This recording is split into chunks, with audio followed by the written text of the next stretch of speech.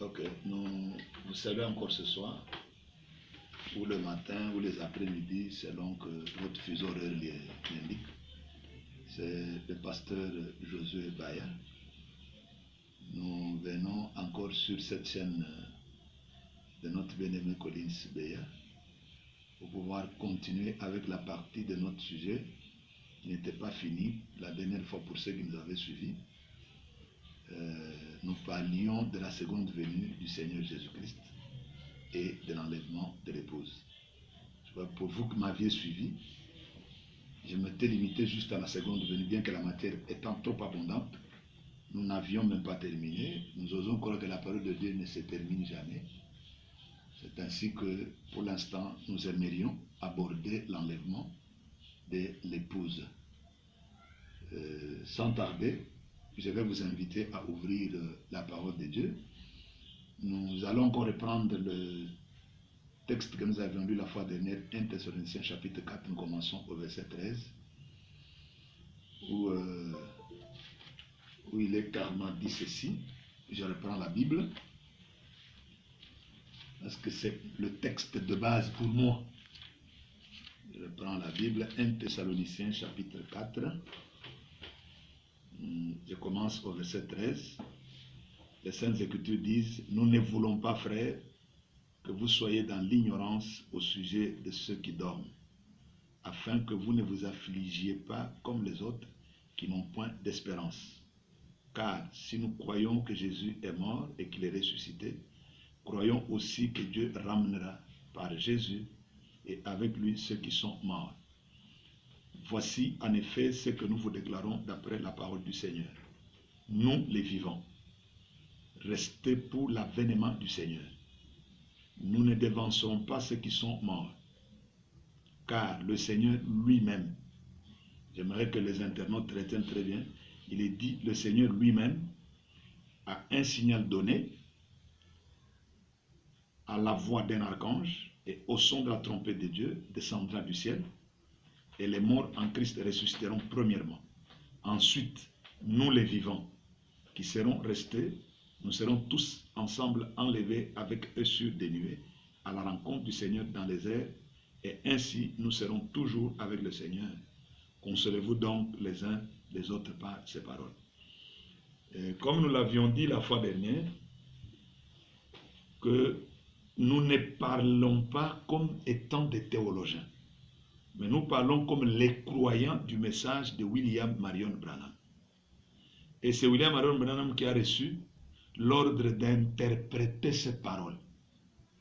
Je sais qu'en ce qui concerne l'enlèvement ou la seconde venue du Seigneur, si lui n'aurait pas parlé, moi, Josué Baya, je n'avais rien à vous dire. Je n'ai jamais été à une école de théologie. Je n'ai pas appris ça quelque part, mais j'ai reçu ça de la part de William Marion Branham dans ses enseignements. Le reconnaissant comme étant le précurseur, comme l'ange l'avait dit en 1933, la commission de 1933, que William Marion Branham, ton message précédera et préparera la seconde venue du Seigneur. Il est dit, comme Jean-Baptiste a été envoyé comme précurseur de la première venue de Christ, ton message annoncera et préparera la seconde venue du Seigneur. Et j'ose croire que les types qui nous soutiennent dans tout ce que nous pouvons faire, comme Branham lui l'a enseigné, que si vous enseignez avec les types, vous êtes assuré de ne pas commettre des erreurs dans votre enseignement. Je reprends cette écriture-là pour la meilleure compréhension. C'est la brochure prêchée par William Marion Branham dans la série des enseignements qu'il a fait sur les 7 âges de l'Église. C'est prêché dimanche le 4 décembre 1960 le matin au Branham Tabernacle, Jeffersonville, Indiana, aux États-Unis d'Amérique. Il dit ceci au paragraphe 320 de ce message. J'y vais, je suis là, il dit, laissez-moi donc prendre cela et le comparer avec Zacharie 12, juste pendant quelques instants. Donc, nous savons que par les types, si vous enseignez par les types, sous forme de types, alors je pense que vous seriez toujours dans le bon. Donc, avec ceci, ça nous donne l'occasion de comprendre que si nous prenons un type de même que Jean-Baptiste a été envoyé. C'est que l'on voudrait que nous puissions comprendre que William Branham aura le même travail qu'avait fait Jean-Baptiste. Jean-Baptiste n'est pas parti sans voir présenter au monde le Christ qui est venu dans sa première venue. Et William Marion Branham, comme Élie, comme Jean-Baptiste, doit faire exactement la même chose. S'il ne le présente pas, il a échoué à sa mission. Or, moi je ne crois pas que c'est un faux prophète. Moi je crois qu'il est un véritable prophète et qu'il a réussi à sa mission. Il doit nous avoir présenté Christ dans sa seconde venue. Et cette seconde venue, c'est elle qui est liée ensemble avec l'enlèvement. C'est pourquoi je viens aujourd'hui lire directement dans la brochure l'enlèvement. Parce qu'aujourd'hui, je vais beaucoup m'attarder sur l'enlèvement et que nous puissions comprendre comment Branham lui-même, quand il a voulu prêcher l'enlèvement, quelles sont les écritures bibliques qu'il a pris comme toile de fond dans son enseignement. C'est ce qu'il dit dans la brochure l'enlèvement. Il est l'unique dans tout son ministère. Il n'a prêché que cette seule brochure ou ce seul message sur l'enlèvement. Il est apporté, je vais vous donner la date, il le prêche le 4 décembre 1965 et il est à Phoenix, si je ne me trompe pas. Il le prêche à Yuma plutôt, en Arizona, c'est une ville. Et ici, quand il veut prêcher ce message, il prend le psaume 27. Il prend les 5 premiers versets. Il dit, l'Éternel est ma lumière et mon salut. Lui n'a pas pris 1 Thessaloniciens 4 comme moi j'ai pris, mais lui prend, c'est ça la base. Il dit, l'Éternel est ma lumière et mon salut. De qui aurais-je crainte? L'Éternel est le soutien de ma vie, de qui aurais-je peur? Quand des méchants s'avancent contre moi pour dévorer ma chair, ce sont mes persécuteurs et mes ennemis qui chancellent et tombent. Si une armée s'est campée contre moi, mon cœur n'aurait aucune crainte. Si une guerre s'élevait contre moi, je serais malgré cela plein de confiance. Je demande à l'Éternel une chose que je désire ardemment. Je voudrais habiter toute ma vie dans la maison de l'Éternel pour contempler la magnificence de l'Éternel et pour admirer son temple. Car il me protégera dans son tabernacle au jour du malheur.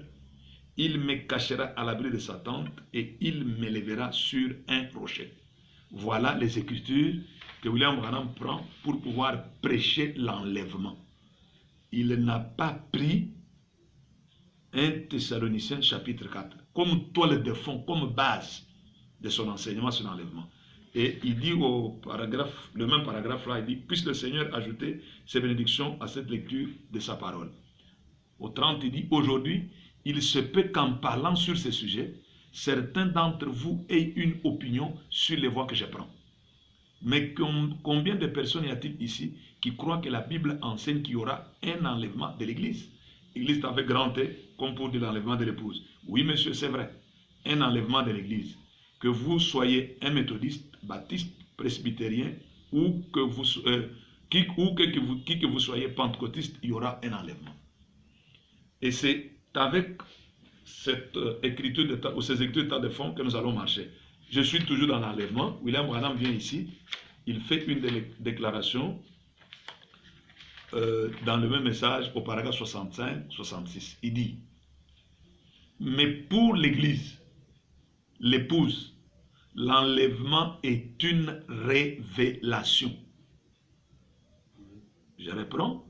William Branham dit, mais pour l'Église, virgule, l'épouse, l'enlèvement est une révélation. Or, la révélation, il n'y a que Dieu qui peut la donner à quelqu'un. Même tel que je vous parle ici. C'est à prendre ou à laisser. Vous pourrez ne pas être d'accord avec moi. Mais moi, je répète ce que Branham a dit. Cela lui est révélé. La véritable épouse de Christ attendra cette révélation de l'enlèvement. C'est une révélation. Car la révélation est la foi. Je crois que ceci commence un peu à bousculer les gens qui vont penser que nous pourrons pousser des plumes et nous envoler, aller dans l'enlèvement. C'est pourquoi il continue à dire, vous ne pouvez pas avoir une révélation sans que cela soit la foi. La foi est une révélation. Parce que c'est quelque chose qui vous est révélé. La foi est une révélation. La foi, c'est quelque chose qui vous a été révélé, comme cela le fut Abraham, qui pouvait appeler tout ce qui était contraire à ce que lui avait été révélé comme n'existant pas. C'est cela que la foi, c'est la révélation de Dieu. L'Église est bâtie sur une révélation. Le corps tout entier l'est. Donc vous comprenez que William Branham dit que l'enlèvement dont il est question ici, il s'agit d'une révélation. Et cette révélation, c'est la foi. Donc tu dois le croire. Si tu ne le crois pas, si tu voudras des preuves scientifiques, peut-être que ça peut te passer par-dessus la tête. C'est ce qu'il reprend encore dans ce message, dans le premier sceau. Je suis dans le premier sceau, dans le livre sur la révélation de cette sceau. Je prends directement le paragraphe 167. William Branham dit, mais quand il a commencé à écrire ces 7 tonnerres, il a dit, ne l'écris pas. Il avait été chargé d'écrire tout ce qu'il voyait. Mais quand ces 7 tonnerres d'Apocalypse 10, là, ont fait entendre leur voix, il a dit, ne les écris pas du tout. Ce sont des mystères. Nous ne savons pas encore ce qu'ils sont. Mais d'après moi, ils ne vont pas tarder à être révélés. Et à ce moment-là, c'est ce qui va donner la foi nécessaire pour obtenir la grâce qui enlèvera cette église pour qu'elle parte d'ici. Vous comprenez que l'enlèvement, William Branham l'associe à la révélation et il dit que c'est la foi. Ce qui trouble les gens aujourd'hui très souvent, c'est quand ils ont leur propre entendement sur l'enlèvement. Et cet entendement, Branham n'est pas venu contredire la parole. Il a prêché, il a repris les Écritures comme ça a été écrit.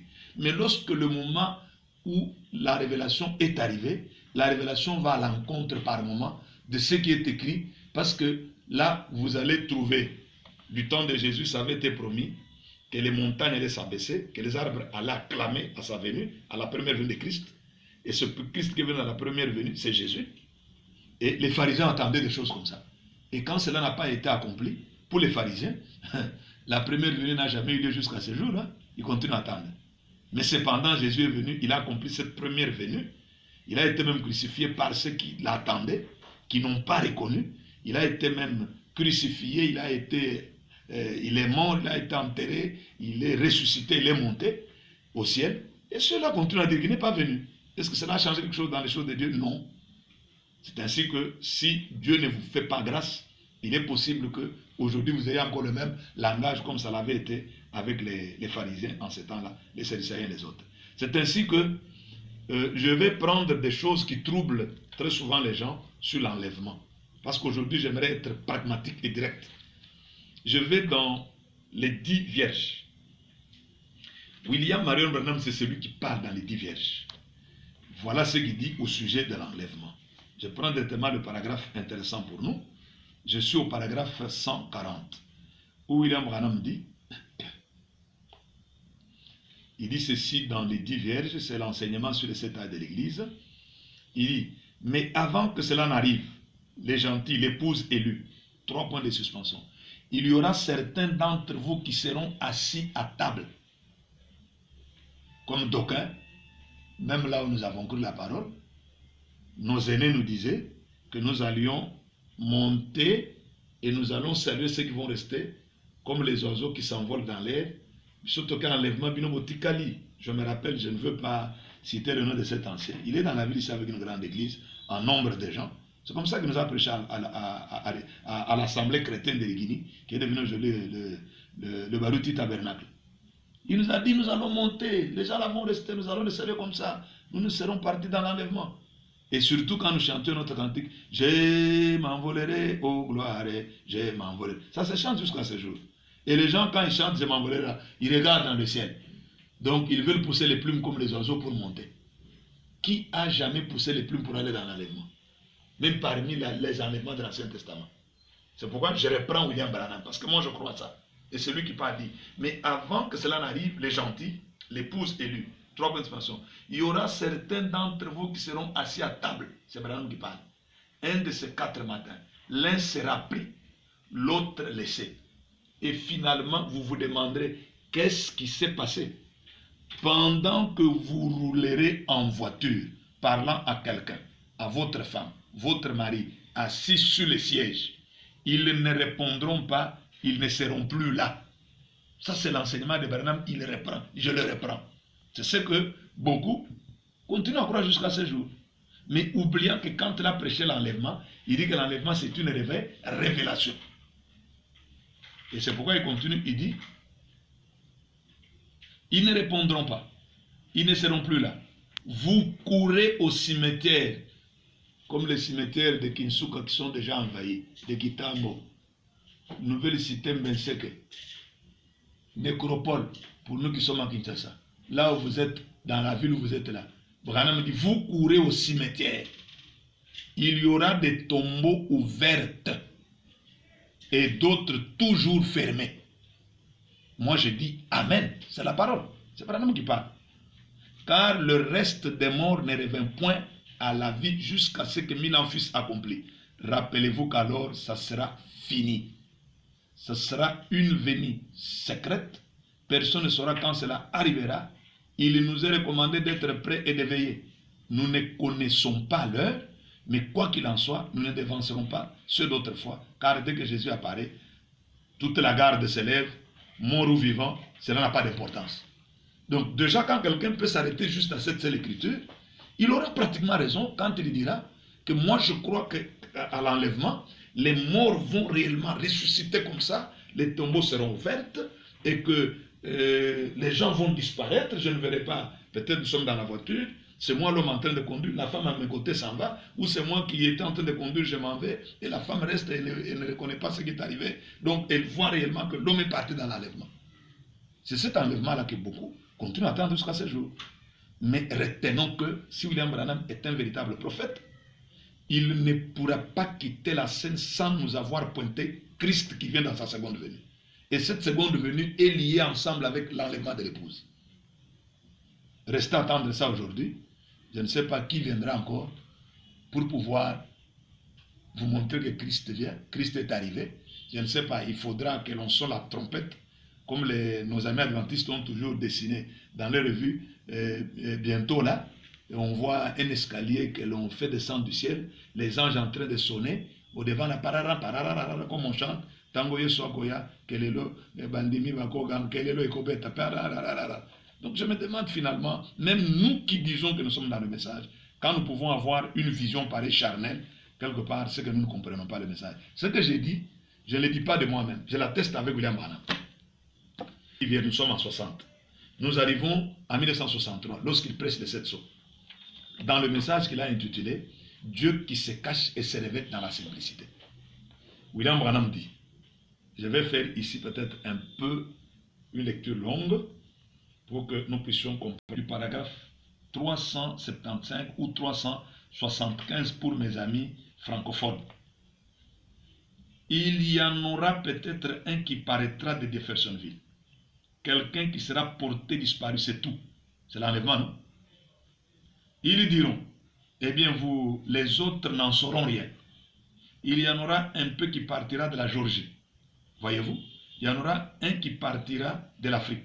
Disons qu'il y aura 500 personnes vivantes qui seraient enlevées. Or ça, ce n'est pas le corps de l'église, c'est l'épouse. Ce n'est pas l'église, c'est l'épouse. Voyez? L'église ressuscitera par milliers, mais ça, c'est à la prochaine résurrection. Il ne révère point à la vie jusqu'à ce que les 1000 ans fussent accomplis. Voyez? Mais quant à l'épouse, si ces 500 personnes quittaient la terre à cette minute même, le monde n'en saurait rien. Jésus a dit qu'il y en aurait un dans son lit, j'en prendrai un et j'en laisserai un. Ça, c'est la nuit. Il y en aurait 2 au champ. De l'autre côté de la terre, j'en prendrai un et j'en laisserai un. Et ce qui arriva du temps de Noé arrivera de même à la venue du Fils de l'homme. Réfléchissez. Tout se déroulera comme si de rien n'était. Tout se déroulera comme si de rien n'était. Un message fanatique circulera. Et puis tout à coup, quelque chose. Ce prédicateur qui était parti quelque part, il n'est jamais revenu. Il est probablement allé chasser dans les bois. Et il n'est jamais rentré. Et cet homme est allé quelque part. Il n'est jamais rentré. Et cet homme est allé quelque part. Vous savez ce qui s'est passé? Je pense que cette jeune fille, elle a dû se faire enlever. Vous savez, quelqu'un a dû s'emparer de cette fille pour abuser d'elle. Et il l'aura probablement jetée à la rivière. Elle n'était avec personne. la moitié, 99 sur, on peut dire qu'il n'y en aura qu'un sur 1 million qui en saura jamais quelque chose. Vous voyez, à moins que quelqu'un qui la connaissait dise, cette fille a disparu. Voyons, c'est là nier, c'est à n'y rien comprendre, voulais-je dire. Elle n'était jamais partie comme ça, non. Et puis, quand ils disent, écoutez maintenant, lui qui a déclaré au paragraphe 140 des 10 vierges, c'est lui qui vient maintenant parler ici, le même prophète. Il dit, et puis, quand ils disent que les tombes vont s'ouvrir, est-ce que ce n'est pas lui qui a dit dans le paragraphe 140 que les tombes vont s'ouvrir? Maintenant, il vient attribuer cette déclaration à d'autres personnes, ça ne les concerne plus. Il dit, et puis, quand ils disent que les tombes vont s'ouvrir, comment les tombes vont-elles s'ouvrir? Alors que je n'ai pas le temps de l'approfondir comme j'aurais voulu. Il faut que j'en parle, voyez-vous, juste pour vous faire voir la simplicité de Dieu. Et ce calcium, cette potasse et tout, alors que tout ce qu'il y a en vous comme matériau, ça ne donne qu'une cuillère. C'est vrai, qu'une cuillère, voulais-je dire, qu'une cuillère, c'est vrai. Et c'est ce qui arrive. Et c'est que ça va, et ce qui arrive, c'est que ça redevient vie et esprit et vie. Dieu n'a qu'à parler. Et l'enlèvement va se faire. Dieu n'a qu'à parler et l'enlèvement va se faire. Il n'est pas question d'aller là-bas et que les anges descendent avec leur pelle pour ouvrir le tombe et en faire sortir quelques vieux cadavres. Lui qui a dit dans les 10 vierges que les tombeaux vont s'ouvrir, c'est lui-même qui vient encore ici dire, il n'est pas question que les anges aillent là-bas avec leur pelle pour ouvrir le tombe et en faire sortir ces vieux cadavres-là. Qu'est-ce tout ça? C'est né du péché pour commencer. Mais ça en sera un nouveau, semblable à celui-là. Vous savez, voyez, si nous avions celui-ci, nous mourrions encore. Voyez, personne. Vous dites, les tombes vont s'ouvrir, les morts en sortiront. C'est peut-être vrai, mais elles ne s'ouvriront pas dans le sens que vous dites ouvrir. Voyez, c'est vrai. Voyez, ça ne se passera pas de cette manière-là. Donc, les tombes ne vont pas s'ouvrir comme d'aucuns le penseraient. Lui qui a dit que les tombeaux vont s'ouvrir, c'est lui-même qui va encore dire ici, les tombes ne vont pas s'ouvrir comme vous le pensez là. Donc, vous comprenez pourquoi il a commencé par dire, l'enlèvement est une révélation. Et ce que nous venons de poser ici, et ce que nous venons de dire, peut nous amener à mieux réfléchir sur ce sujet de l'enlèvement. C'est un grand sujet, c'est un mystère qui devait être révélé aujourd'hui. Et pour que ce mystère soit révélé, il faudra que Dieu lui-même descende sur la scène pour pouvoir nous en révéler. Et c'est pourquoi, ayant posé ce fondement, je crois que vous comprenez que l'enlèvement ne pourra pas être comme vous êtes en train peut-être de le penser là. Je ne voudrais pas, si vous voulez lire et comprendre comment Branham m'a enseigné sur l'enlèvement, prenez cette brochure l'enlèvement. Il y en a, il y a à l'intérieur. Et j'aimerais directement aller quelque part dans cette brochure pour pouvoir un peu avancer. Aujourd'hui, j'ai dit, je ne serai pas trop long. Et je vais demander même à celui qui est derrière la caméra, quand le temps sera, même quand il restera 10 minutes, qu'il me fasse seulement signe, pour que je puisse être déjà en train de conclure avec mon émission d'aujourd'hui. Parce que je voudrais que nous puissions comprendre. Quand nous arrivons à l'intérieur, William Branham dans l'enlèvement, je suis à la page 32, je prends le paragraphe 124. Et je pourrais aller jusqu'au paragraphe 128. Il dit, nous vivons maintenant dans le 7e âge de l'Église. Et lorsque la Bible dit que c'est le 7e âge de l'Église, elle dit que lorsque le messager du 7e âge de l'Église, celui que nous croyons, moi qui vous parle, je crois que c'est William Marion Branham, commence à proclamer son message, les mystères de toutes les choses qui ont été tordues au cours des âges seraient révélés en ce temps-là. Et nous le croyons ici. Le Fils de l'homme venant parmi son peuple et confirma exactement son message. comme il a dit qu'il le ferait. Nous trouvons cela dans ce dernier âge. C'est pareil aux 7 veilles. Donc, il prend les 7 veilles qui sont énoncées dans la Bible lorsqu'il s'agit de la parabole des 10 vierges. Il y a ceux qui se sont endormis à la première veille, deuxième jusqu'à la 7e veille. Il dit, il n'est pas venu dans la première veille, ni dans la deuxième, ni dans la troisième, ni dans la 4e, mais il vient dans la 7e veille. C'était Enoch le 7e qui fut enlevé. Et Noé, le type du reste des Juifs, fut transporté par-dessus. Du temps de la Bible pour parler au sujet des veilles, les nuits n'étaient pas divisées en heures. Maintenant, écoutez attentivement. Je vais me dépêcher parce qu'ils veulent la pièce. Donc, c'était dans une salle qu'il avait louée. Il fallait céder la salle. C'est ce qu'il est en train de dire ici. Non, la nuit n'était pas divisée en heures du temps de la Bible. Elle était divisée en veilles. Il y avait 3 veilles pour une nuit, n'est-ce pas? La première veille allait de 9 h jusqu'à minuit. La deuxième allait de minuit à 3 h. Et la 3e veille de la nuit allait de 3 h à 6 h. Nous avons 3 fois, ce qui fait 9. Et ceci est un nombre imparfait. Parce que William Branham nous dit que Dieu dirige ses messages avec les chiffres. Et je crois que vous pouvez le lire au paragraphe 20. Il dit que dès que vous trouvez quelque chose qui s'éloignerait de ces chiffres qu'il a énoncé lui-même, il dit, il y a 3, il y a 7, il y a 12, il y a 24, il y a les 40 et les 50. Il dit, si vous trouvez quelque chose qui s'écarte de ces nombres que je viens d'énoncer ici, qui sont les nombres intacts de Dieu, j'ai dit c'est le paragraphe 20 du premier sceau. Il dit, la chose suivante ne sera pas juste. Donc Dieu ne travaille qu'avec ces chiffres intacts, ces nombres de la Bible. C'est avec ces nombres que je viens d'énumérer ici qu'il dirige ses messages.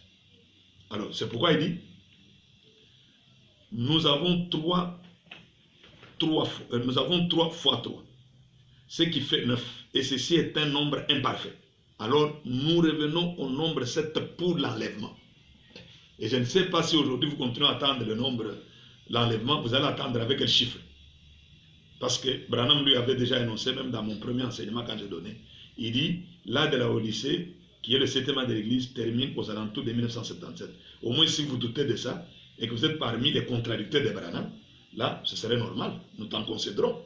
Mais si tu crois le message de Branham, tu dois croire ensemble avec nous qui croyons le message de Branham, que l'âge de l'Église de la Odyssée termine aux alentours de 1977. Vous venez encore nous annoncer une autre date. Comme vous êtes peut-être celui qui assure la relève de Branham avec un autre message, venez, dites-nous votre message c'est lequel, et venez nous assurer ça. Mais nous, les croyants de Branham, nous croyons que l'âge de la Odyssée termine aux alentours de 1977. Et Branham n'a pas trompé, ce n'est pas un faux prophète, il est un véritable prophète. Et c'est pourquoi il dit, alors nous revenons au nombre 7 pour l'enlèvement, lequel arrivera, écoutez très bien, je crois entre 6 h et 7 h, ou 6 h et 9 h, un certain matin, car la trompette du Seigneur sonnera. Ce matin radieux, sans nuage, lorsque les morts en Christ ressusciteront, qui ne vont pas ressusciter comme vous l'entendez là. Nous avons déjà lu, Dieu se cache et se veut dans la simplicité. Si vous pensez que les tombes vont s'ouvrir, que les gens descendront avec les pelles pour sauter les carcasses des tombes, enlevez déjà cette mauvaise compréhension. Abraham l'a balayé d'une main, de revers de la main. Il a dit, enlevez ça. Et c'est pourquoi il dit, les mots anglais rapture, c'est ça le plus grand problème. Il a prêché ce message en anglais. Les anglophones appellent l'enlèvement dans la Bible rapture, que nous employons pour désigner l'enlèvement, n'est même pas utilisé du tout dans la Bible en anglais. Ça, c'est Branham qui corrige. Nous avons simplement placé ce mot-là. Et c'est ce que les gens sont en train d'entendre dire, qu'ils seront enlevés. Ils vont partir en poussant peut-être les plumes ou les ailes comme des oiseaux. La Bible dit plutôt, Branham corrige, ce n'est pas rapture, c'est caught up. Donc C-A-U-G-H-T, up. Being caught up, c'est-à-dire pris en eau. Être pris en eau. Je vais parler en français des Congolais. Être pris en haut. Nous lisons ici, lui énonce 2 Thessaloniciens, mais je crois que c'est 1 Thessalonicien que j'ai lu au début. Voilà quand est-ce qu'il vient lire le 1 Thessalonicien. Les versets que j'avais lus là. Et au 129, il annonce. Je veux que vous remarquiez que cette grande chose qui arrive ici maintenant, ne manquez pas ceci. Notez bien ceci. La parole dit ici, dans 1 Thessalonicien, du verset 13 au verset 16, qu'il y a 3 choses qui doivent arriver avant que le Seigneur lui-même apparaisse. Rapidement maintenant, afin que nous puissions terminer, voyons. La première chose qui arrive est un cri de commandement, puis une voix et ensuite une trompette. Donc voilà les 3 choses qui doivent se passer pendant que le Seigneur lui-même descend. Il descend avec ces 3 choses. 3 choses doivent arriver avant que Jésus apparaisse. Un cri de commandement, une voix, une trompette. Et Branham interprète, là c'est au paragraphe 130, et il interprète, j'aimerais tellement aller à l'interprétation qu'il a donnée dans ce message. Dans le même message, il interprète les choses. Je suis au paragraphe 152, il dit premièrement, il y a un cri de commandement, puis une voix, ensuite une trompette. Un cri de commandement, c'est un messager qui prépare les gens. La deuxième chose, c'est une voix de résurrection.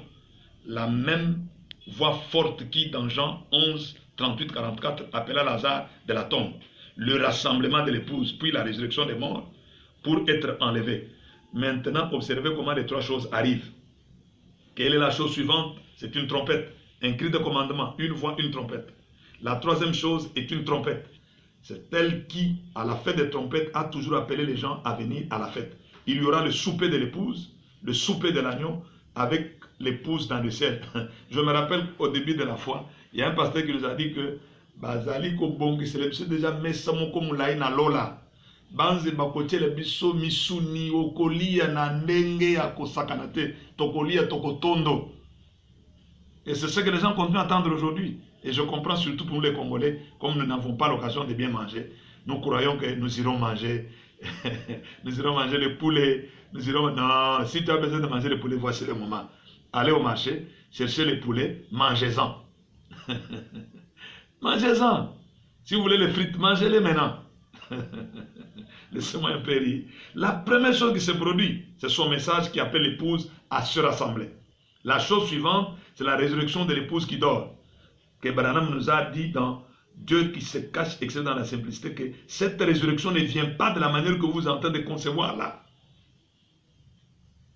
Celles qui moururent dans les autres âges. Ils sont enlevés ensemble et la trompette les appelle à la fête dans le ciel. C'est cela qui arrive, mes amis. Nous sommes là prêts maintenant. La chose que l'Église qui est sortie doit encore faire, c'est de rester au soleil pour mûrir. C'est de rester au soleil pour mûrir. Et William Branham dit, la trompette là et la voix, tout ça c'est quoi? Il dit, je crois que je peux retrouver, si je ne trouve pas ici, je gagnerai du temps. Je crois que c'est quelque part à l'arrière ici, laissez-moi bien repérer ça. Il a ordonné que ces choses soient maintenant et il doit envoyer ceci. La première chose qui arrive lorsqu'il commence à descendre du ciel est un cri de commandement. Qu'est-ce donc? C'est un message pour assembler les gens. Un message est proclamé premièrement. C'est le temps de la préparation des lampes. Levez-vous et préparez vos lampes.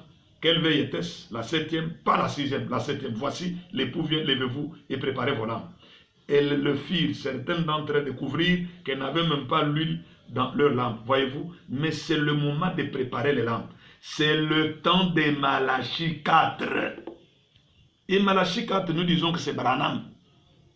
C'est ça que nous avons prêché à toutes ces églises que nous avons appelées dénominationnelles. Malachie 4, c'est Branham. C'est le temps de Malachie 4. C'est Luc 17. C'est Esaïe. Toutes ces prophéties, c'est parfaitement déclaré dans les Écritures qui se rapportent à ce jour. Nous le voyons se dérouler ici même. Vous êtes en train d'attendre. Le messager, parce qu'il a dit le message, le cri de commandement là, c'est le message.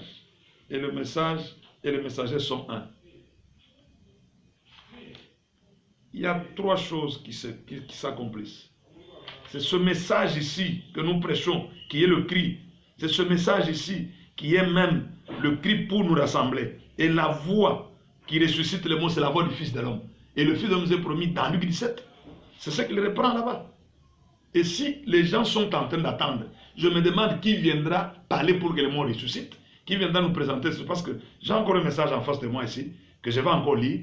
Au lieu que nous soyons en train de pouvoir prendre les choses à la légère et penser que nous sommes en train de faire des aventures. Non, ce ne sont pas des aventures. William Branham n'est pas venu faire avec les aventures parce qu'il a déjà dit ici, au 157, nous sommes là près maintenant. La seule chose que l'Église qui est sortie doit encore faire, c'est de rester au soleil pour mûrir. La grande moissonneuse batteuse viendra ensuite.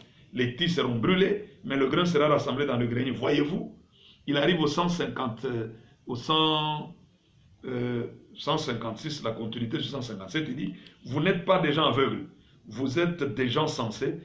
Et si j'étais ici et que je disais ces choses pour faire du tort, j'ai dit cela parce que c'est la vie. C'est parce que je suis responsable envers Dieu de dire cela. Et je dois le dire. Et mon message, pendant tout le temps où il y avait des guérisons, etc., j'ai toujours su que cela était pour attirer l'attention des gens. Combien sont restés à cette partie du message de Branham? La guérison divine. Oui, il est l'Élie de Malachi 4. C'est celui qui prépare la seconde venue. Beaucoup de gens sont restés là. Ils n'ont pas vu les choses arriver. Et que le message viendrait ensuite. Ne regardez pas seulement quand il est dans les années de préparation. Son message vient après les années de préparation. Et le voici. C'est 7 sauts 157. Et le voici. C'est 7 sauts ouverts. Que les autres vous disent qu'il n'a ouvert que les 6 sauts. Ils attendent qu'il ouvre. Le 7e n'est pas encore ouvert. C'est le mystère montrant ces choses. Voilà ce qui est arrivé. Je ne le savais pas, mais il y a ici 2 hommes qui étaient avec moi. Lorsque vous m'avez entendu prêcher ce sermon, messieurs, quelle heure est-il? C'est un grand sermon que nous ne devons pas minimiser. Que nous ne devons pas penser que Branham était en train de faire le pitre, qu'il faisait la farce. Non. Et même quand nous pouvons en parler, nous devons en parler avec crainte et tremblement comme étant des choses certes. Et ce matin-là, à l'endroit exact annoncé d'avance, apparurent 7 anges qui venaient du ciel. Et alors qu'ils s'élevaient et que ce tourbillon les enleva, nous étions là, les regardant partir, et la science en a pris une photographie au travers du pays jusqu'au Mexique. C'est avec ces messieurs et les reptiles, cette vision, que je conclurai mon enseignement de ce jour. De ce soir par rapport à nous qui sommes au Congo-Kinshasa, ce sont déjà les heures vespérales. Retenez ça. Branham dit, et le voici, ces 7 sont ouverts, ces mystères montrant ces choses, voilà ce qui est arrivé. Voilà le message. Ne considérez pas les années de préparation seulement.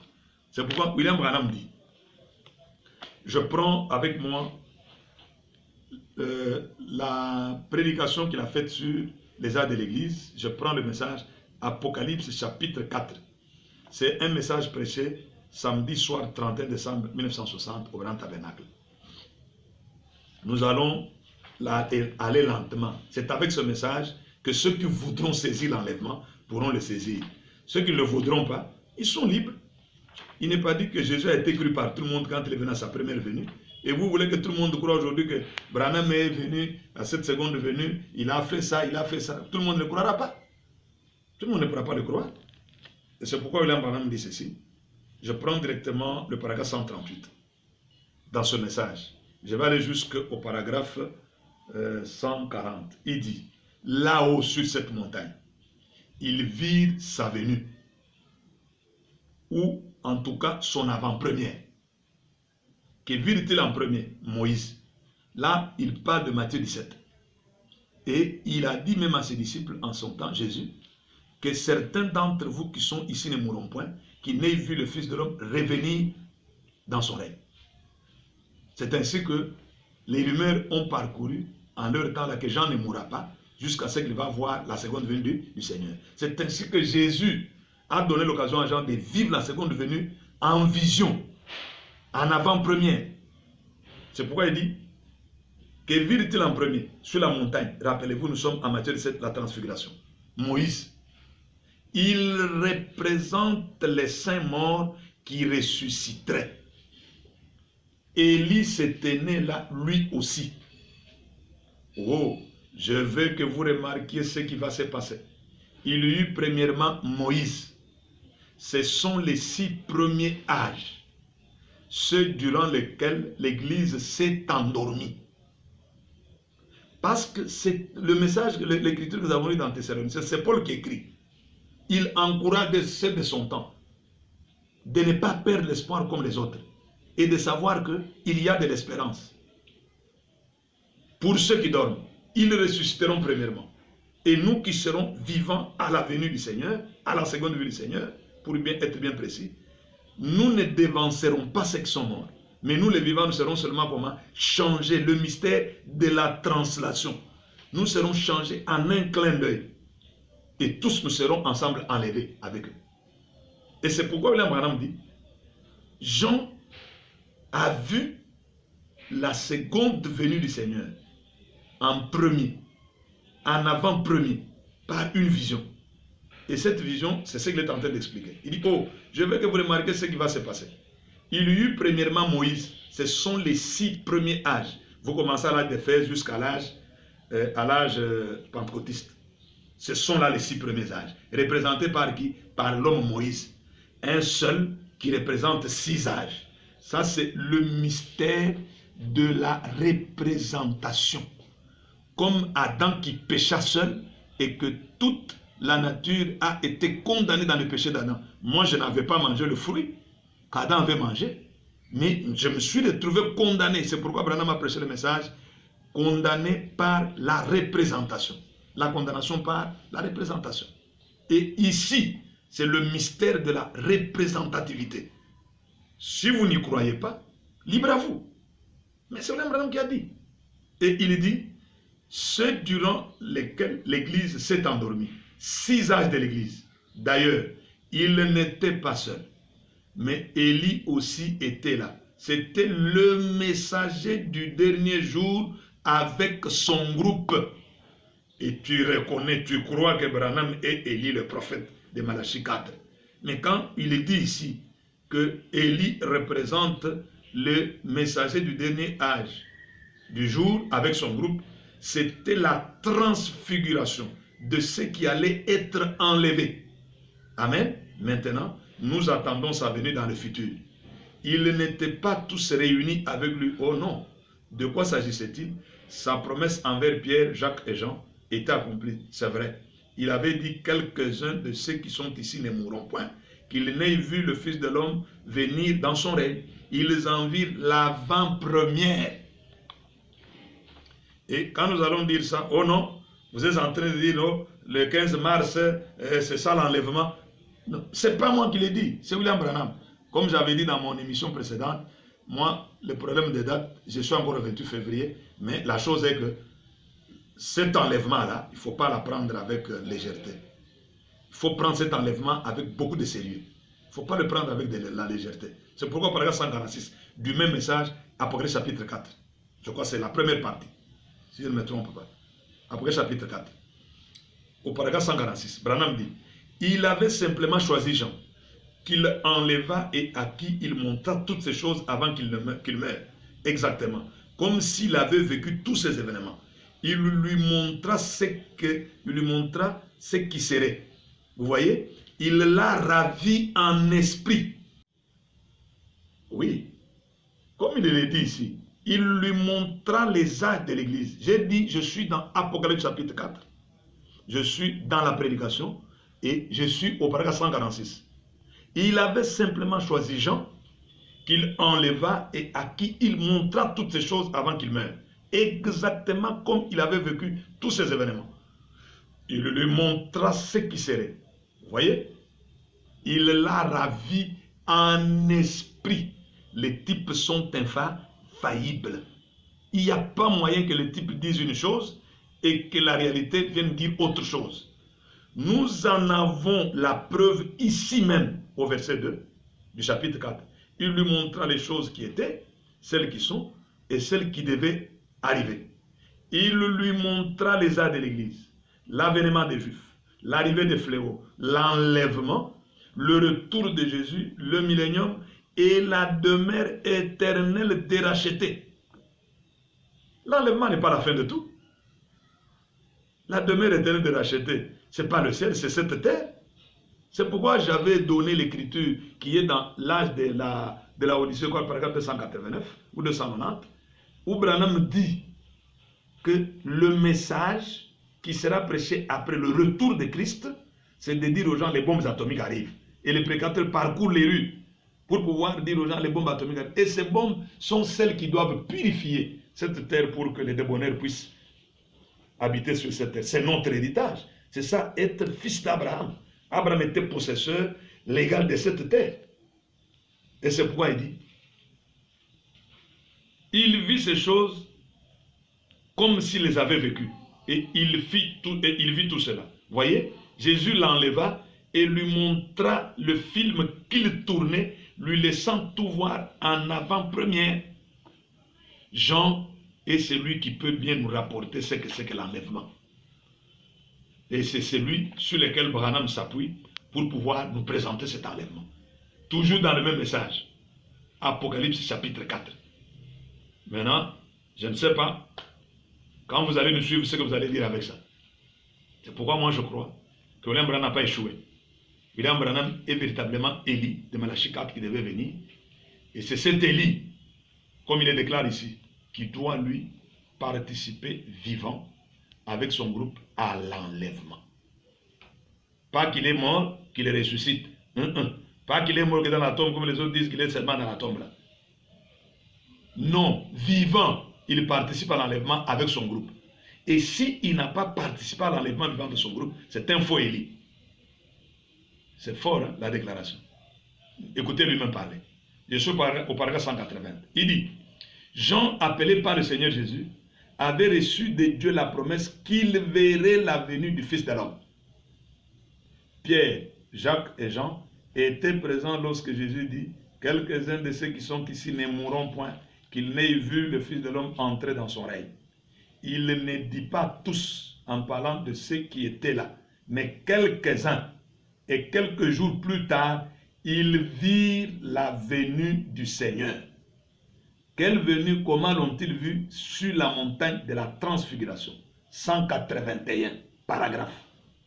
William Branham dit, Moïse représente les saints qui sont morts et qui ressusciteront. Parce que sur la montagne de la transfiguration, Jean, Jacques et Pierre ont vu Jésus transfiguré. Et à ses côtés est apparu Moïse et Élie. Le Moïse qui est apparu là, l'interprétation. Branham dit, Moïse représente les saints qui sont morts et qui ressusciteront. Ces saints sont pendant les 6 veilles, qui sont les 7 ans de l'Église. Moïse était le premier. Puis, il y eut Élie. Élie est le messager du dernier âge. Deux points. Lui et son groupe participeront à l'enlèvement. Je reprends. Puis il y eut Élie. Point. Élie est le messager du dernier âge.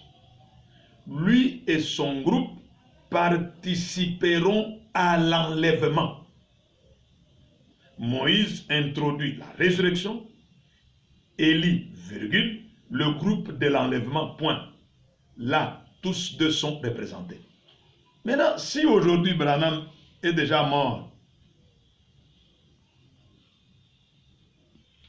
parce que nous l'avons prêché et nous continuons à le prêcher, qu'il est Élie de Malachie 4. Ici, lui-même fait la déclaration, il dit, Moïse représente les 6 âges de l'Église, de l'âge d'Éphèse jusqu'à l'âge de la Pentecôte. Voilà ceux qui sont morts dans l'espérance. Et le 7e âge, qui est l'âge de William Branham, que lui-même dit, c'est un âge court et rapide, qui pourra prendre fin aux alentours de 1977. L'enlèvement est une révélation, mon frère, ma soeur.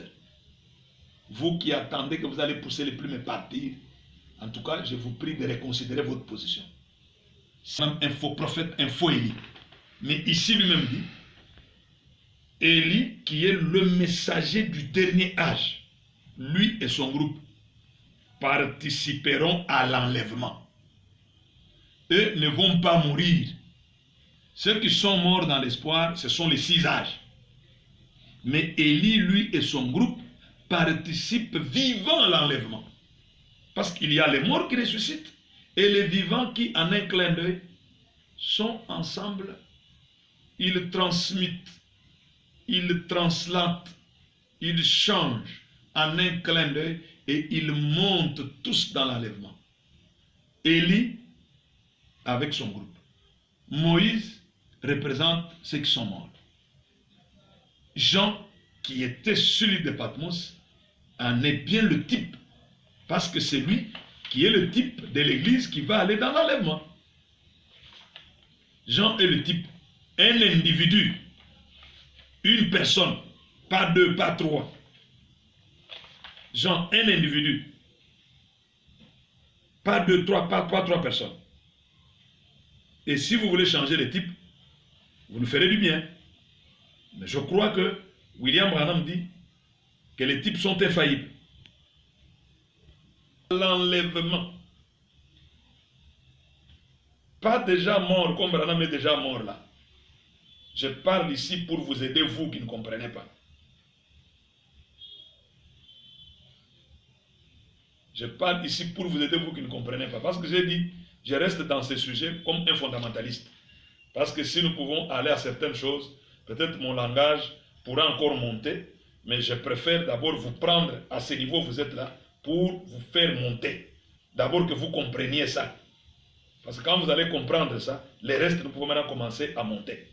Nous pouvons commencer à monter petit à petit. Parce que cette voie-là qui dit monte ici, cette voie-là fait partir Jean de la terre. Et Jean est le type de l'église qui est amenée. Parce que Branham le dit, c'est ce que vous êtes en train de chercher, qui peut s'apparenter à ça. Je peux commencer dans toujours Apocalypse chapitre 4. Parce que j'aimerais déjà aller vers la fin pour lire quelque chose et montrer comment c'est cet enlèvement. Parce que Branham a déjà dit, cet enlèvement va avoir lieu entre 6h et 9h du matin. Dans un matin radieux. Vous pouvez prendre le paragraphe 150 dans la même brochure que je suis en train d'exploiter, Apocalypse chapitre 4. Venez jusqu'au paragraphe 155. Mais je prends 150 et dit, la voix même qui ordonna à Jean de monter, qui lui dit, monte ici, et la voix qui appellera un jour l'église. Amen. C'est elle qui appellera l'église. La voix qui ordonna à Jean de monter est la même voix qui ordonna à Lazare de sortir du tombeau. C'est la voix de l'archange. Christ est la voix de l'archange. Or, cette trompette de la voix de Christ ordonna à Jean de monter. C'est la même voix qui fit sortir Lazare. Donc, Jean représente cette épouse qui doit être enlevée. Et Branham dit, le messager, je tape encore davantage là-dessus, 181. Élie est le messager du dernier âge. Lui et son groupe participeront à l'enlèvement. Moïse introduit la résurrection, Élie le groupe de l'enlèvement. Là, tous les deux sont représentés. Donc vous comprenez qu'il n'y a pas moyen que venez nous dire que Branham, qui n'est pas dans la scène pour aujourd'hui, comme je peux le parler, et que vous vous attendez à être enlevé, vous serez enlevé avec qui? Parce que l'enlèvement, c'est Élie qui a la dynamique pour nous faire partir. C'est lui qui connaît les secrets. C'est pourquoi William Branham dit dans ce message, je m'achemine lentement vers la fin de cet exposé. Je vais aller dans le message qu'il a intitulé quelle est cette attraction sur la montagne? En train de partir. Quelle est cette attraction sur la montagne? C'est dans ce volume, je m'excuse. Quelle est cette attraction sur la montagne? Je prends la version de la voix de Dieu. Ce qui me concerne, à ce qui peut nous aider à saisir certaines choses, et je pourrais chuter dans le 7e psaume. Je ne lirai pas Monsieur que les retire, pas ça c'est de la prophétie, mais je vais prendre seulement l'accomplissement. Le temps ne pourra pas nous permettre de tout lire, mais j'aimerais prendre quelque chose ici. Messieurs, est-ce le signe de la fin? c'est l'accomplissement de la prophétie donnée dans le message « Monsieur, quelle heure est-il » Ici, William Branham dit, je vais prendre des témoins à partir du paragraphe, vous pouvez prendre à partir du paragraphe 137, la version de la voix de Dieu. Il dit qu'il était assis avec les jambes repliées comme ça seraient les Indiens. Et quand il a voulu poursuivre la direction où ils étaient en train de faire la chasse qu'ils étaient en train de faire avec ses amis Sotman et les autres qui étaient avec lui au mont du soleil couchant, il dit que quand il a commencé à courir au paragraphe 138 et gravir la montagne à toute vitesse, il a entendu comme un coup, quelque chose, une détonation. Cela a secoué toute la terre. Et quand il a retrouvé Fred après cela, il s'est passé un temps. Maintenant, Fred lui a posé la question. Lui-même a dit oui, que c'était ça. J'ai dit c'était ça. Qu'est-ce que tu vas faire? Je suis à 139. Il dit, retournez à la maison, car ainsi dit le Seigneur. Les 7 mystères qui ont été cachés dans la Bible pendant toutes ces années, ces dénominations et tout, Dieu va nous dévoiler ces 7 mystères dans les 7 sceaux. 141. Je prends directement la photo que d'aucuns minimiseraient. Je prends la photo ici, je la mets là. Branham dit, il y a eu ce cercle qui s'est élevé de la terre, semblable à une brume qui s'est formée. C'est alors que c'est monté très haut dans la montagne. Cela s'est mis à décrire ce cercle en se dirigeant vers l'ouest, d'où c'était venu. La science l'a retrouvé. Un peu plus tard, c'était à une altitude de 48 km de large. Le cercle décrivait très précisément une pyramide, 142. Et l'autre jour, je me tenais là et j'ai tourné la photo à droite. Je crois que ça c'est la position normale, hein? C'est comme ça. Et je crois que la position normale c'est encore comment? Je crois que c'est comme ça. Il dit, il a tourné à droite. Et en tournant à droite comme ça, comme j'ai fait, il dit, j'ai tourné la photo à droite. Et là, s'est trouvé Jésus. C'est pas moi qui parle. C'est lui qui parle, c'est Branham. Cher présentateur. Ce n'est pas moi, c'est Branham qui parle. Il dit, quand il a tourné à droite, il dit, j'ai tourné la photo à droite. Et là, se trouve Jésus, comme il était dans les 7 âges de l'église. Noir sur blanc. Et celui qui va dire que ce n'est pas Jésus, moi, il peut avoir raison. Je ne sais pas sur quoi il va s'appuyer. Mais moi, je tiens une photo qui est tirée, qui n'est pas une vision. Et c'est Branham qui l'interprète. Il dit que celui qui est là, c'est Jésus. Je crois que lui-même disait que son message est venu pour préparer la seconde venue du Seigneur Jésus, comme le présentateur de l'émission l'a présenté, la seconde venue du Seigneur Jésus-Christ. Et ici, je reprends Branham. Et j'ai tourné la photo à droite, et là, s'est trouvé Jésus comme il était dans les 7 âges de l'église. Portant la perruque blanche. Il dit que fondamentaliste que je suis. Et avec ceux qui pourront l'être. Donc, c'est Jésus ici, c'est la seconde venue, ou c'est une histoire que vous êtes en train de pouvoir penser. C'est quelle venue? Parce que lui-même le dit dans ce même message, je retournerai. Parce qu'il dit ici, portant la perruque blanche, pour montrer la divinité suprême. Ça, il est la divinité suprême. Le Jésus qui est ici. C'est pourquoi il dit, la divinité suprême, il est l'alpha et l'oméga, le premier et le dernier, il est le Dieu suprême de toute éternité, qui se tient là, confirmant le message de cette heure, et il y aura de la lumière vers le temps du soir. De quoi s'agit-il? Qu'est-ce que c'était? Et il arrive au 148, il dit, Junior Jackson est à l'écoute. Vous vous souvenez du songe qu'il avait eu et que j'avais interprété allant vers le coucher du soleil. Et ceci, c'est arrivé sur le mont Sunset, nous sommes aux États-Unis. En anglais, Sunset en français, mont du soleil couchant.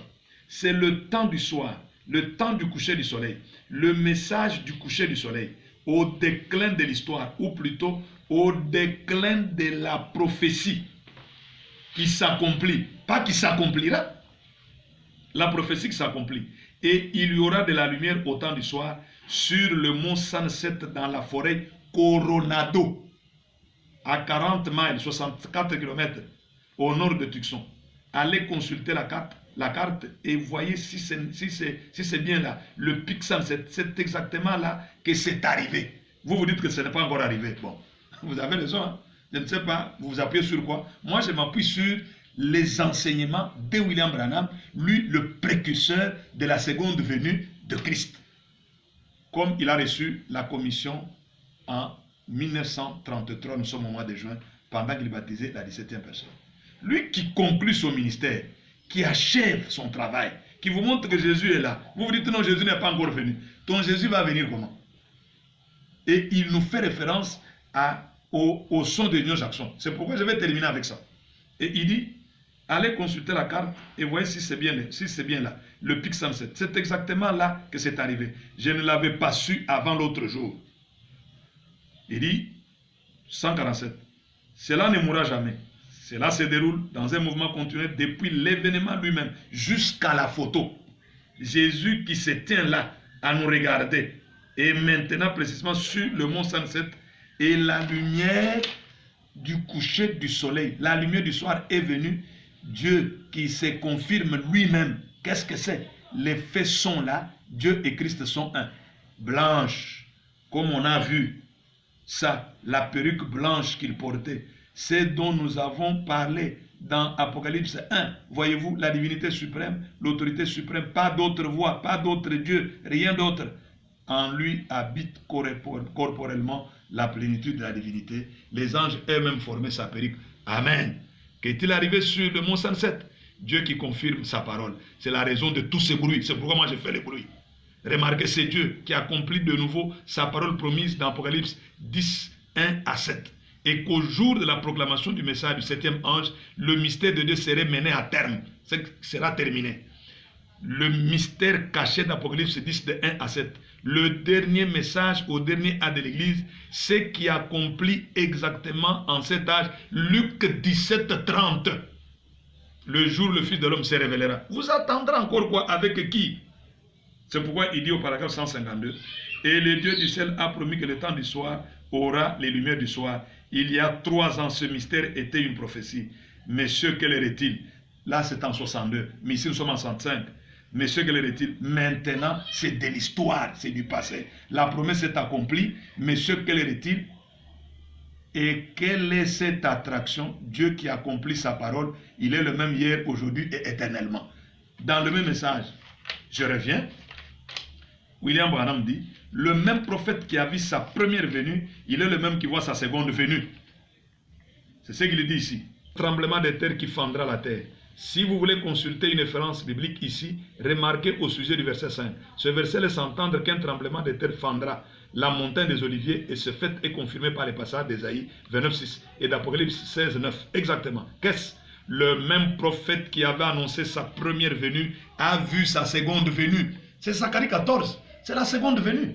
Mais vous dites aux gens que Zacharie 14 est accompli, mais vous attendez la seconde venue. Bon, je ne sais pas dire autre chose.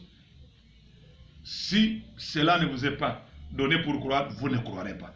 Comme nous l'avions dit la fois dernière, ce message est donné à une catégorie d'un peuple à qui Dieu a réservé la foi pour croire. Si vous n'êtes pas dans cette catégorie, vous ne croirez pas. C'est pourquoi, pour terminer ce soir, je m'en vais dans le 7e saut. Retenez ce que Branham a dit. Il a dit le songe de Junior Jackson. Je termine par cela. Dans son interprétation. Pas mon interprétation à moi. Il dit ceci. Je prends directement à partir du paragraphe 405. William Branham dit.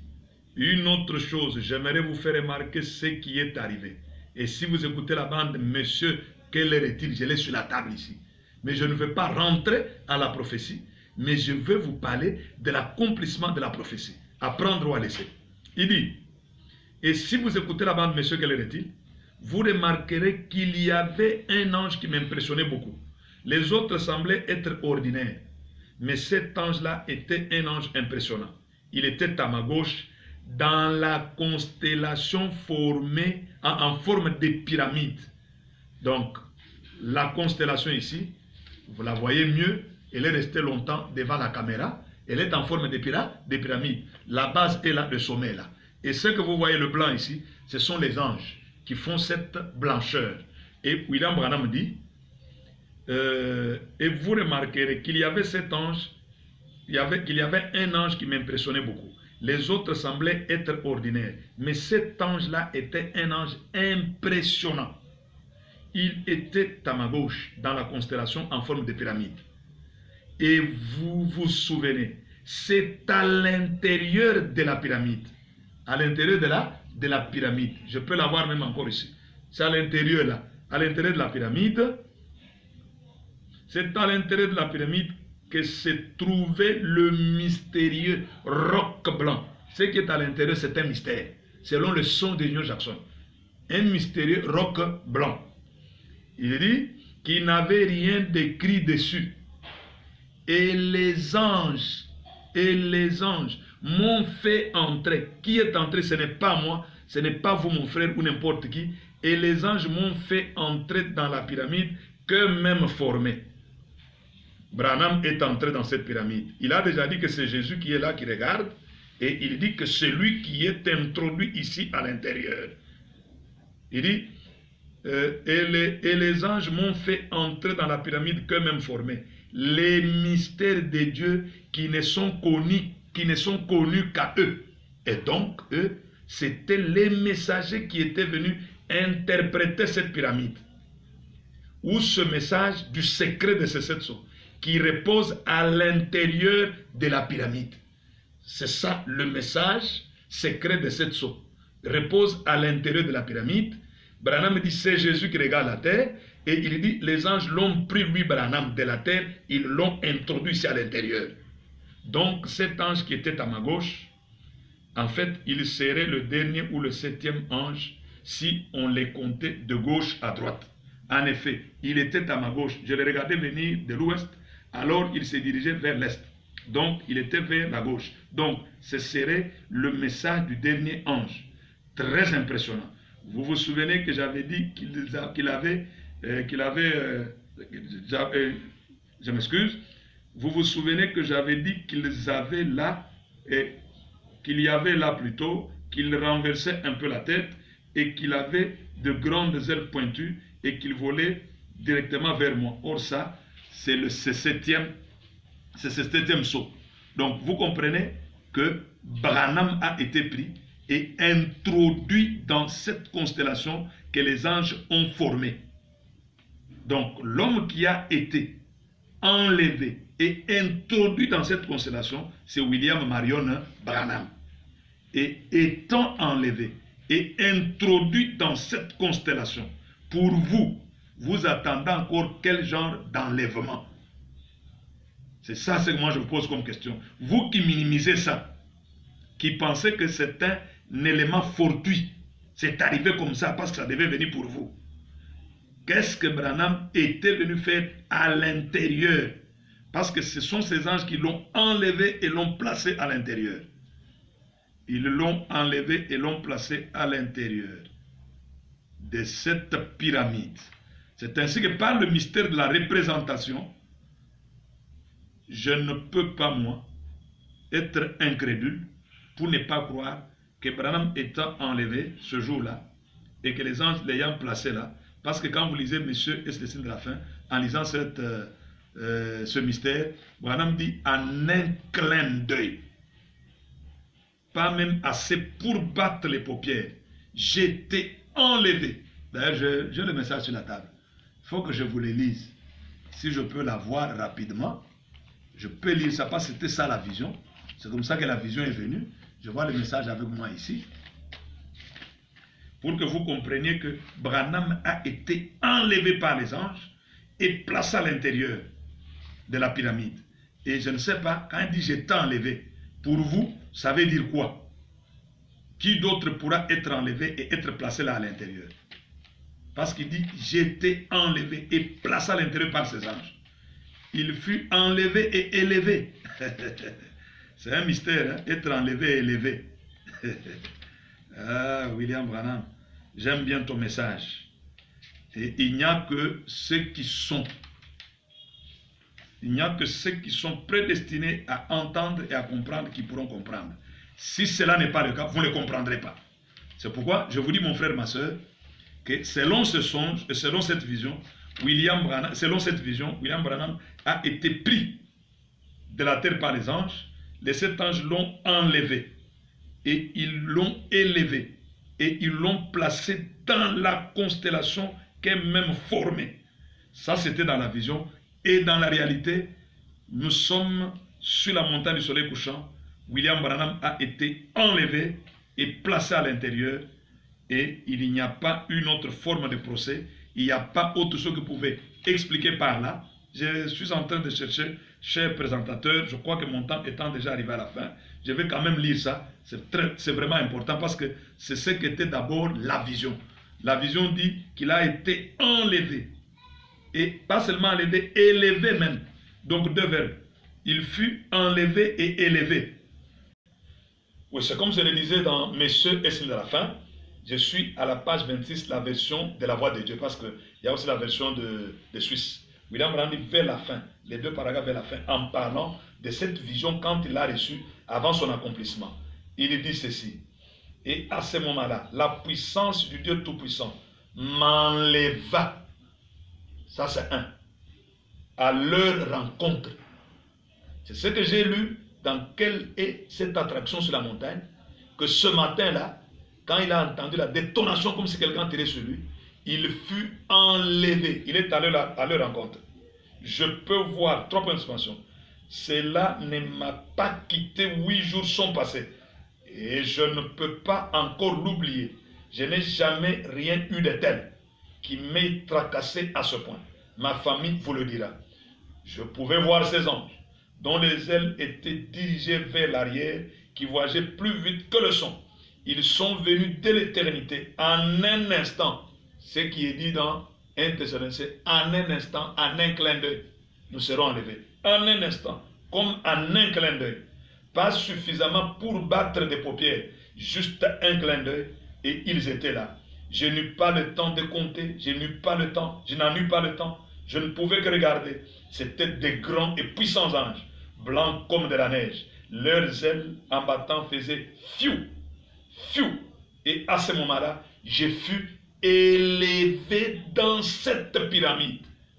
Ça, c'est la vision. Or, la vision, pour qu'elle soit véritablement une vision qui vient de Dieu, elle doit s'accomplir exactement comme elle a été donnée en tout point. Qui est entré dans la pyramide, qui a été enlevé et élevé, c'est William Branham. Enlevé et élevé par les anges, ils l'ont placé dans cette constellation. Je pensais, maintenant ça y est, tout mon corps est engourdi, et j'ai dit, oh là là, cela veut dire qu'il y aura une déflagration qui me tuera. Ça, c'est encore au niveau de la vision. Et dans l'accomplissement, j'ai lu dans le 7e psaume, William Branham affirmait qu'il a été enlevé et introduit à l'intérieur de cette pyramide. Et quand il parle de cette folie, c'est Jésus qui nous regarde. Pour que le Seigneur vous bénisse. Je l'ai dit, que le Seigneur vous bénisse. Je n'attends pas l'enlèvement. Parce que c'est Élie qui participe vivant avec son groupe à l'enlèvement. Et c'est lui qui a le droit de nous pointer Christ quand il vient dans sa seconde venue. Et cette seconde venue est liée ensemble avec l'enlèvement. Comme je l'avais déjà dit, pour aujourd'hui, que le Seigneur vous bénisse. Et j'espère que ceux qui auront des préoccupations, mes numéros, je les redonne encore, c'est le 081, 082, vais-je dire, 082 144 52 39. Et celui de RTL, c'est 09 91 19 30 36. La fois dernière, le deuxième numéro, je l'ai donné avec erreur. Et pour vous qui êtes à l'extérieur du pays, vous enlevez le 0 là, vous mettez le code du pays, plus 243, et vous m'atteignez facilement. Pour ce soir, que le Seigneur vous bénisse. Et nous croyons que nous avons été une aide pour ceux qui peuvent considérer que nous étions une aide pour eux. Et nous serons une malédiction pour ceux qui penseront que nous sommes pour eux une malédiction.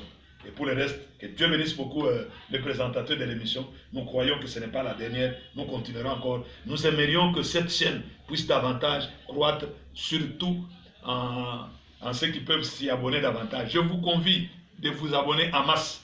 Parce que c'est la chaîne qui nous laisse parler librement toutes les tendances sans problème. En tout cas, que Dieu vous bénisse. Merci beaucoup.